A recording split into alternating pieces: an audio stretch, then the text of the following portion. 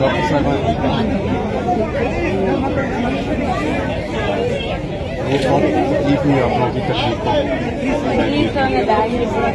मुझे आप लोगों से काफ़ी भी फान मैं कहते और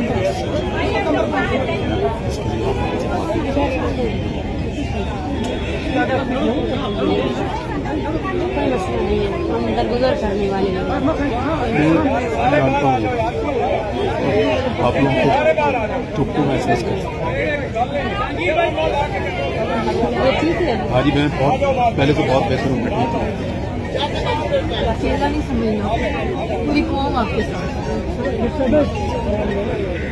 हम सारे गुनाहगार हैं आप लोगों को अभी भी हम आते हैं मजाक उड़ाने आप लोग की बर्दाश्त मैं जब बलूचिस्तान गया काकर साहब तो इधर चाय के होटलों में हमारे साथ बैठ के गप्पे लगाते थे। ये तो बड़ी सेफ जगह है, इधर आ जाए ये तो, और हर जगह पे वो यही बात करते थे बलूचों के हुकूक की।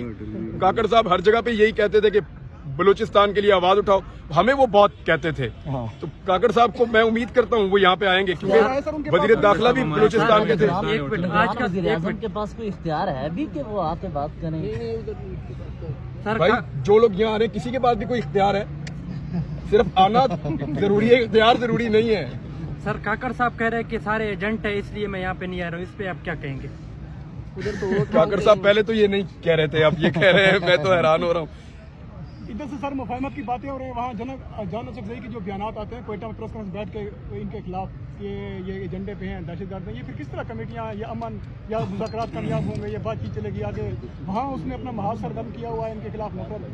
देखिए दहशतगर्दों से तो नहीं मुज़ाकरात होते हैं, मुज़ाकरात तो अपने लोगों से होते हैं। तो अगर गवर्नमेंट कह रही है कि मुज़ाकरात करने हैं तो ये बड़ी अच्छी बात है, इसको तो अप्रिशिएट करना चाहिए।